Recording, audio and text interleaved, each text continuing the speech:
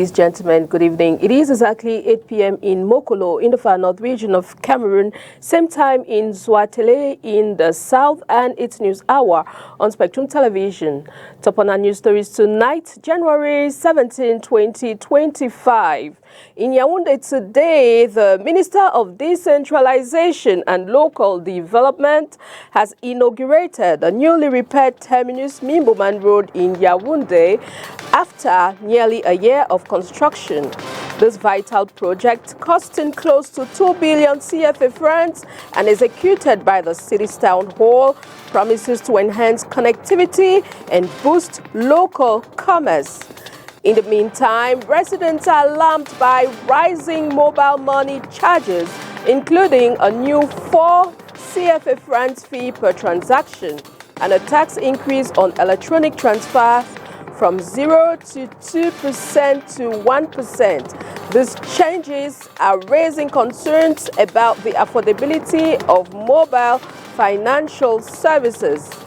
In this newscast, we shall be having as guests the Superior Chief of the Bakoko, who recently returned from Benin after attending the National Vodou Festival.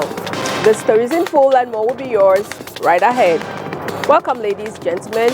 You're watching the 8 p.m. bilingual primetime newscast on Spectrum Television. I will dive straight into the full stories on tonight's edition, and it is in the French language with Makeda Lydie-Newton. Bonsoir, Makeda. Bonsoir, Christelle Sexuelle, mesdames, messieurs, bonsoir. Nous vous le disions dans les titres. Ça circule désormais sur la route Carrefour-Corniche, terminus Mimboman. C'est à Yaoundé. Le ministre de la Décentralisation et du Développement local a procédé ce jour à la mise en service de la route après presque un an de travaux de réfection de ce tronçon. Réalisé par la mairie de la ville de Yaoundé, ces travaux ont coûté près de 2 milliards de francs CFA. Olivier Bouzique. Fin de calvaire pour les populations des quartiers Emombo et Terminus Mimboman dans le 4e arrondissement. Du temps de Cornier jusqu'à Terminus, c'était la misère totale. Nous étions en difficulté. On ne parle même pas des creux de la route, mais on parle même de la poussière. Les travaux réalisés sur fonds propres de la mairie de la ville vont améliorer les conditions de vie et de mobilité. On a commencé.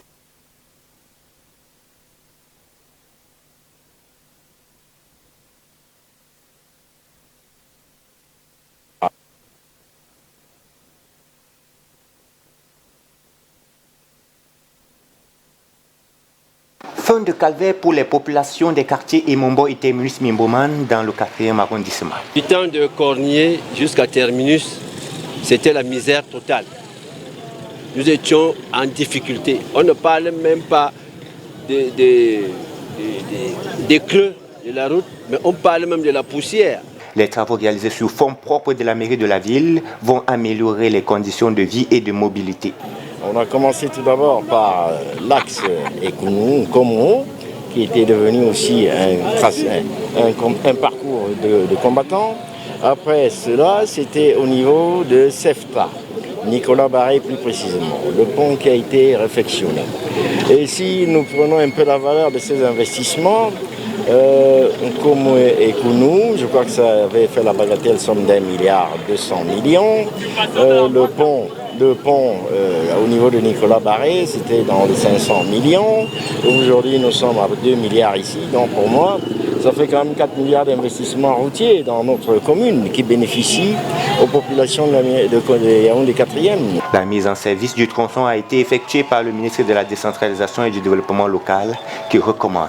Nous souhaitons que les populations qui sont bénéficiaires de ces infrastructures sachent en prendre soin, que les automobilistes soient disciplinés, que ceux qui font du commerce habituellement sur la chaussée et sur le trottoir ne le fassent pas, et que M. le maire naturellement mette en place un dispositif de maintenance de cette infrastructure pour qu'on ne la retrouve pas dans l'état qui a justifié qu'on procède à ces travaux aujourd'hui.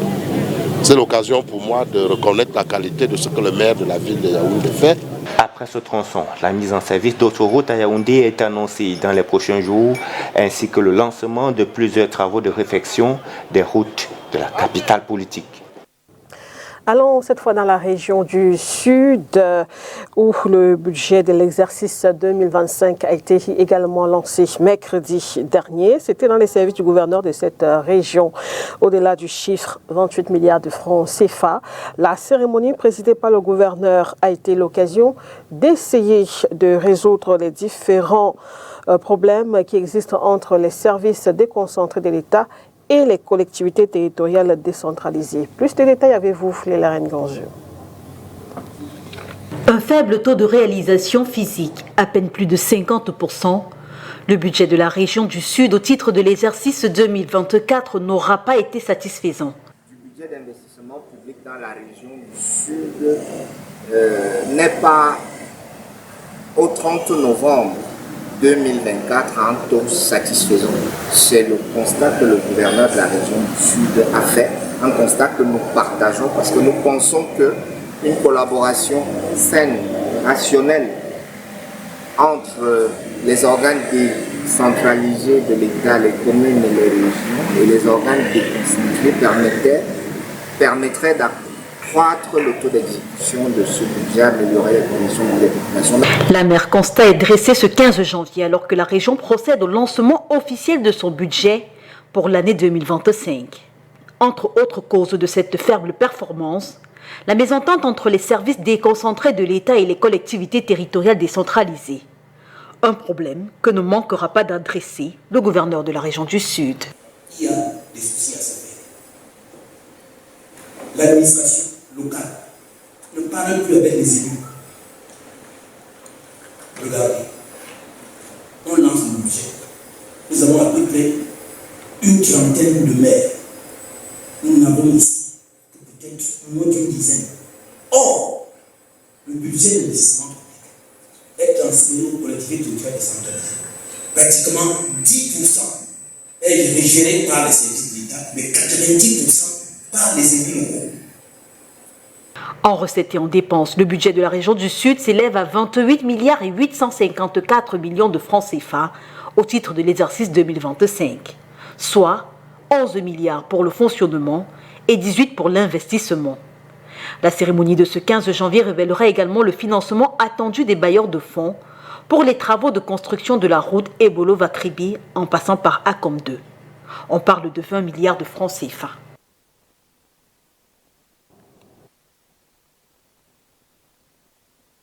By rising mobile money charges, including a new 4 CFA francs fee per transaction and a tax increase on electronic transfers from 0.2% to 1%.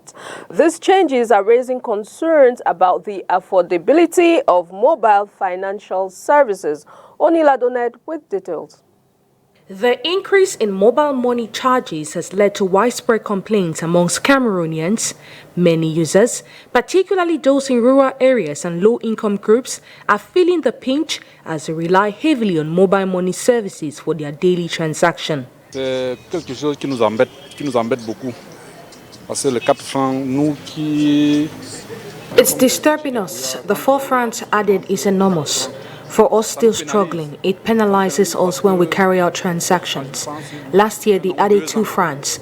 Now they've added 4 francs. It's difficult. Life is already hard as it is. We don't know what to do at this point. Avec la vie qui est trop dure, on ne sait plus à quel sens se vouer donc. Hier que j'ai compris qu'il y a une augmentation de... I noticed the other charges yesterday. I withdrew 100,000 francs and I was deducted 2,000 francs as fees. It's too much. We cannot save money at this point and the charges are exorbitant. They need to reduce it.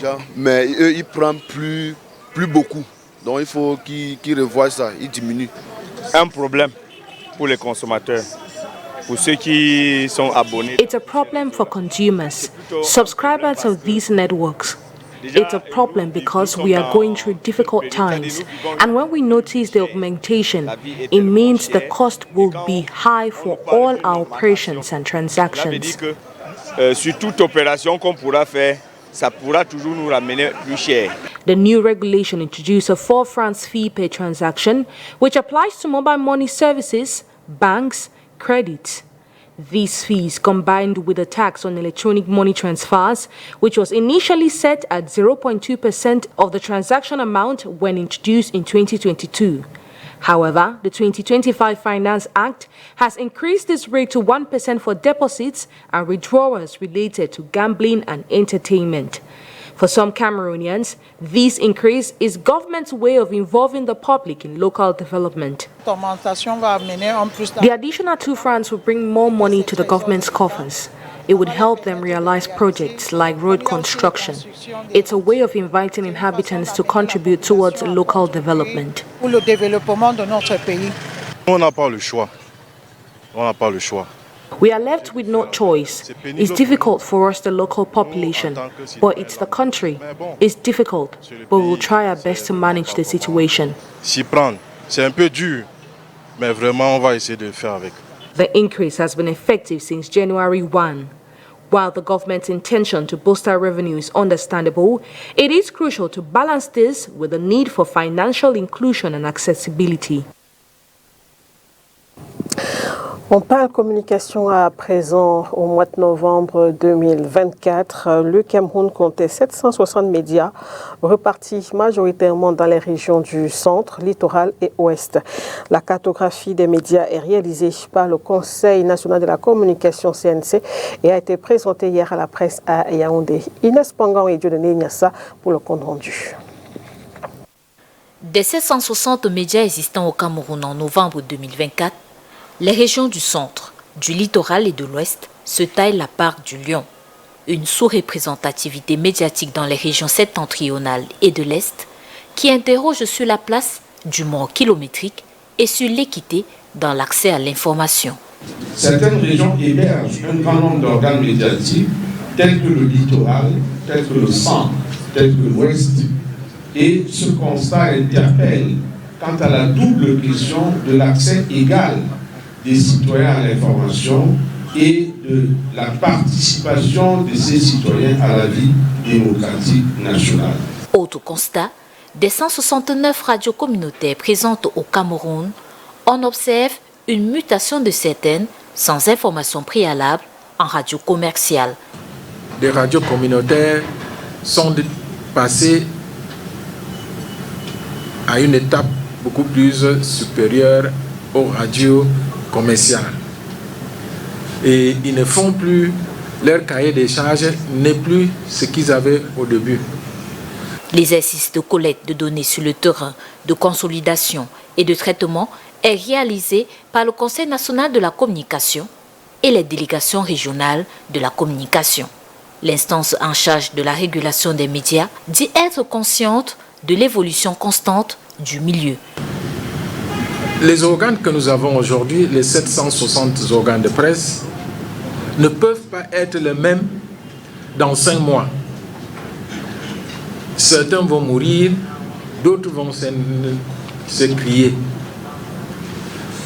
Et c'est pour cela que l'œuvre que nous avons faite parle bien des organes de presse jusqu'au 30 novembre 2024. Dans le détail des 760 médias, on a 93 chaînes de télévision, 19 radios commerciales, 169 radios communautaires, 232 presses écrites, 72 médias en ligne et 65 télédistributions. La région du littoral à elle seule compte 32 chaînes de télévision, le centre 19, le sud-ouest 23. La région du centre a 90 presses écrites, 56 dans le littoral et 37 à l'ouest. Still in line with this gathering, the National Communication Council President Joseph Chebonkeng Kalabopse has highlighted significant disparities in accessing information, plus influence of neighboring countries on media content. And I invite you to listen to the National President, Joe Chebonkeng Kalabopse. Our objective was not to create an awareness of where you have media concentrations or not. We just wanted to see who is operating within the media landscape in the country. and that's the work we focused on and came out with the findings which we have, and it's now left to policymakers, those who attribute licenses, to be able to see what to do with the statistics we have put to the public, and also an understanding of the realities of the media landscape in the country, knowing that rural areas are disfavored and that community radios are being switched over to commercial radios, and that cable distributors in the southwest, for example, we have many televisions, but most of those television stations are religious channels, and so it tells you the impact of Nigeria, neighboring Nigeria, to Cameroon. And these statistics to us is important because we can now say with some degree of precision who is operating in the country and where. That's why we think that the presentation of the media map is extremely important to the National Communication Council, and also the details of what the media organs are doing, like the switch over of commercial community radio stations to commercial radio stations, and the involvement of community radio stations in political programs, which is out of their roadmap. On va parler culture présent dans ce journal et surtout de diplomatie coutumière. Sa Majesté Éric Djamil Songhé est de retour au Bercail.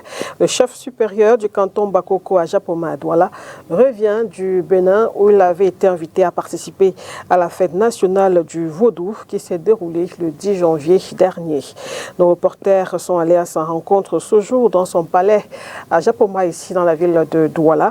Et en posture d'invité du journal, il revient sur sa participation à cette fête nationale du Vaudou au Bénin, une fête devenue depuis 2023 les Vaudou Days. Bienvenue à Japoma, le siège des institutions du canton Bakoko, sur les berges de la Dibamba.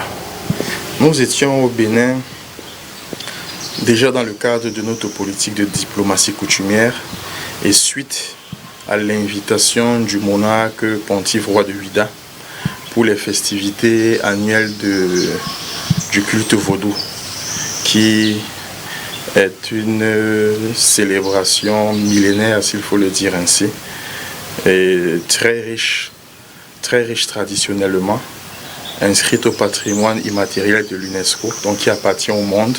C'est donc dans ce cadre-là que nous nous sommes retrouvés au Bénin suite à cette invitation pour communier et marquer notre solidarité à ce peuple sawa frère du côté du Bénin.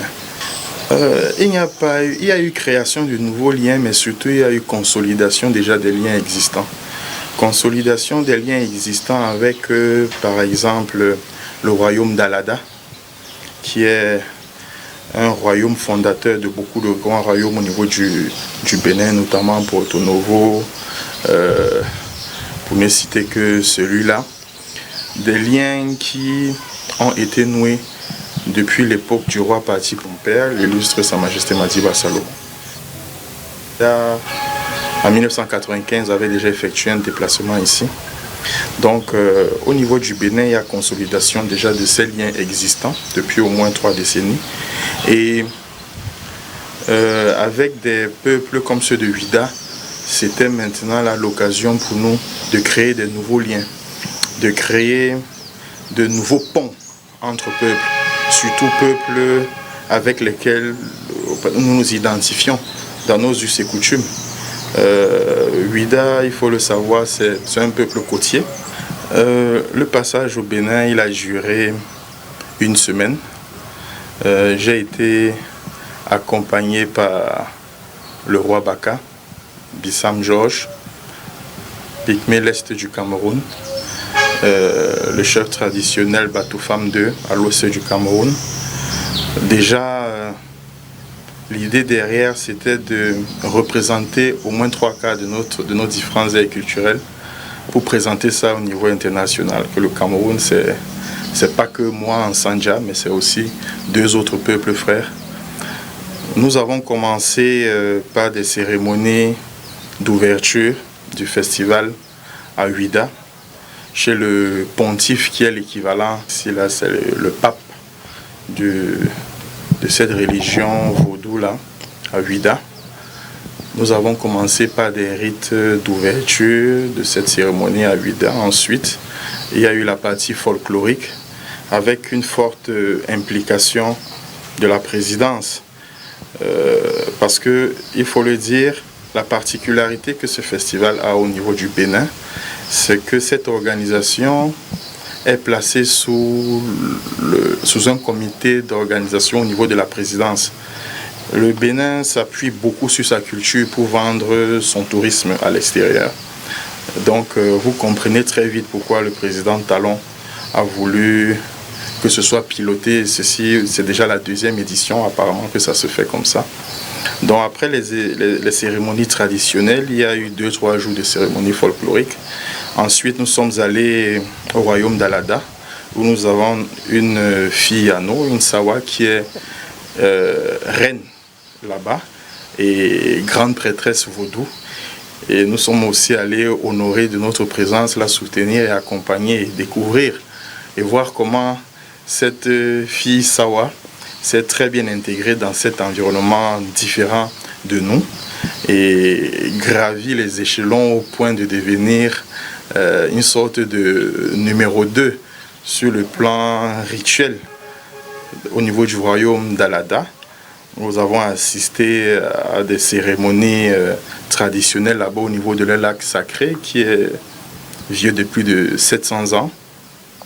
Ensuite, nous sommes revenus à Ouida pour continuer le pèlerinage, s'il faut le dire. C'était aussi une sorte de pèlerinage, le tour des différents royaumes adeptes de religion vaudou, où il y avait tout genre de rites initiatiques et de célébrations et communion, ancestralité et tout ça. Ensuite, nous avons assisté à l'inauguration de l'arène culturelle construite par le président à Ouida, un espace pouvant abriter, si mes souvenirs sont exacts, 3000 personnes, dédiées juste aux événements culturels et inauguré par le président de la République. Ça a été aussi l'un des points forts de ce festival-là cette année. Et il y a eu des moments d'échange avec les autorités traditionnelles, c'est vrai, c'est évident, et administratives aussi de la place, notamment le maire de Ouida, le ministre de la Culture, qui ont été ravis d'une présence étrangère, notamment celle du Cameroun, de la délégation du Cameroun là-bas. Ça nous a permis de répondre aussi à beaucoup d'interrogations qu'ils avaient en ce qui concerne nos us et coutumes. Et bien évidemment, dans votre question, vous l'avez soulevé, on va apporter des réponses. C'est clair, ce qui a été fait il y a quelques jours au Bénin donnera certainement naissance à une réciprocité ici. Et nous verrons soit au courant de l'année ou en fin d'année en fonction de la possibilité et des disponibilités des agendas des uns et des autres. Nous verrons certainement ces peu frères-là, Sawa, de West Afrique, précisément du Bénin. Nous les verrons aussi certainement ici chez nous, voir et apprendre aussi dans la mesure du possible comment nous célébrons, comment nous communions, comment nous vivons notre ancestralité. Dans ce journal, le professeur Pierre Titi Noël n'est plus membre du Conseil d'élection Cameroun. Le natif de Matom s'est éteint aux premières heures de ce 17 janvier à Yaoundé à l'âge de 85 ans. Portrait de ses connaisseurs des questions électorales avec vous, Olivier Bouzique. À quelques mois de l'élection présidentielle, Elections Cameroun est frappé par un deuil. Le professeur Pierre Titi Noël n'est plus. Le membre du conseil électoral s'est éteint dans la nuit du 16 au 17 janvier à Yaoundé des suites de maladie. Déjà très discret, Pierre Titi Noël était assez rare sur la place publique ces dernières années. L'une de ses ultimes sorties remonte à novembre 2020. Pierre Titi Noël et Dorothy Ndjema avaient été commis par le conseil électoral dans la région du littoral pour sensibiliser les acteurs électoraux de la région. La délégation s'était énormément entretenue avec les chefs traditionnels qui se préparaient à rentrer pleinement dans le champ politique, aussi avec les populations sur l'importance de s'inscrire sur les listes électorales. Pour la même cause, son agenda prévoyait une tournée dans les départements du littoral dès ce 17 janvier.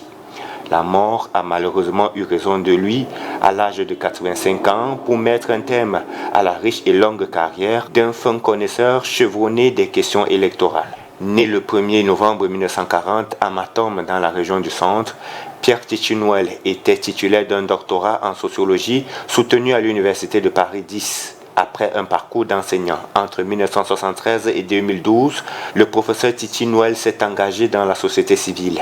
Il est l'un des architectes de la Fondation pour l'éducation et la promotion des personnes déficientes auditives. L'ancien séminariste a été particulièrement engagé aux côtés d'autres acteurs de la société civile dans la création d'une commission électorale citoyenne indépendante en 2011 avant d'être nommé à Elecam. Le décès du professeur Pierre Titi-Nouel arrive 4 mois après celui de Pierre-Roger Efandene Bekono, aussi membre du conseil électoral, le 26 septembre 2024, des suites de maladie. Quelques jours plus tard, le 6 octobre 2024, c'était au tour de Mana Mwangele, lui aussi membre du conseil électoral de Sanali, des suites de maladie à 82 ans.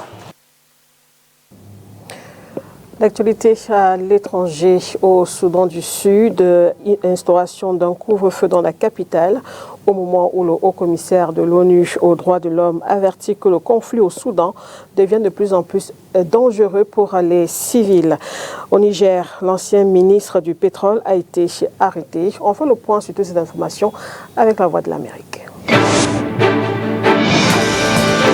Au Soudan du Sud, un couvre-feu nocturne a été instauré à Djouba, la capitale, après des pillages ciblant des commerces soudanais lors d'une manifestation jeudi soir. La manifestation motivée par le meurtre de 29 Sud-Soudanais au Soudan voisin a dégénéré, poussant la police à disperser les foules par des tirs. Le haut-commissaire de l'ONU aux droits de l'homme, Volker Turk, a averti vendredi que le conflit au Soudan devenait encore plus dangereux pour les civils après des attaques ethniques ayant tué plus d'une douzaine de personnes dans l'état d'Al-Jazira.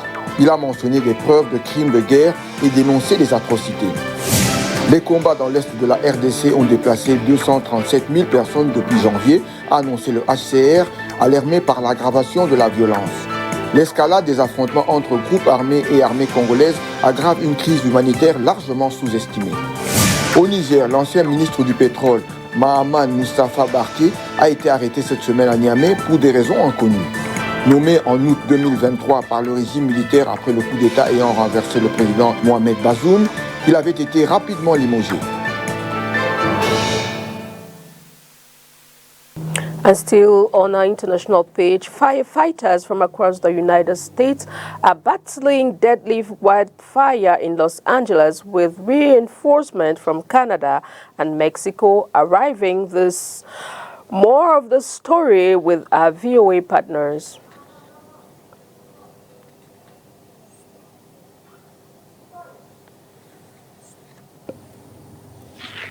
We apologize for this mix-up. We now talk sports in this newscast. Union Sportive de Douala has parted ways with coach Anissé Mbargafoe after a 0-2 defeat to Coton Sport on match day 8.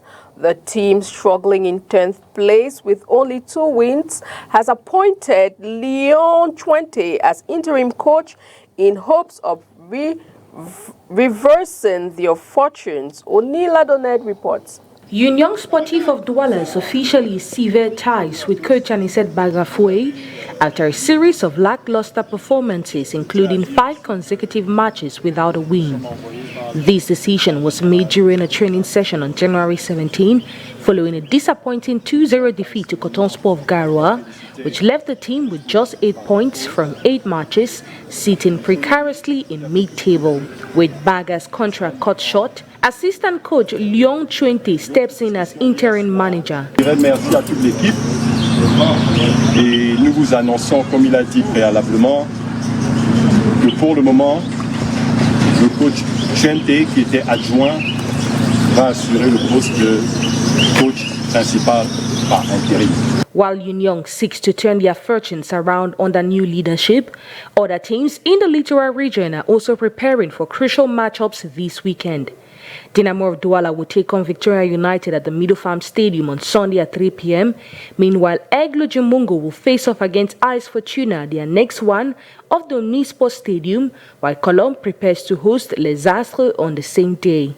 In Bafang, Panthère Sportive will welcome Bambutus of Buda in what promises to be an exciting encounter. The final fixtures of March the 8th will see Feuva Zoo going head-to-head with Young Sport Academy and Canon Sportif squaring off against PWD of Bamenda. And that report puts an end on tonight's news edition on Spectrum Television. Thanks for watching, ladies and gentlemen. Do enjoy the rest of your evening in company of very interesting programs on Spectrum Television. Good night. Good night to you, Makeda Lidinyoton. Merci de votre attention. Au revoir.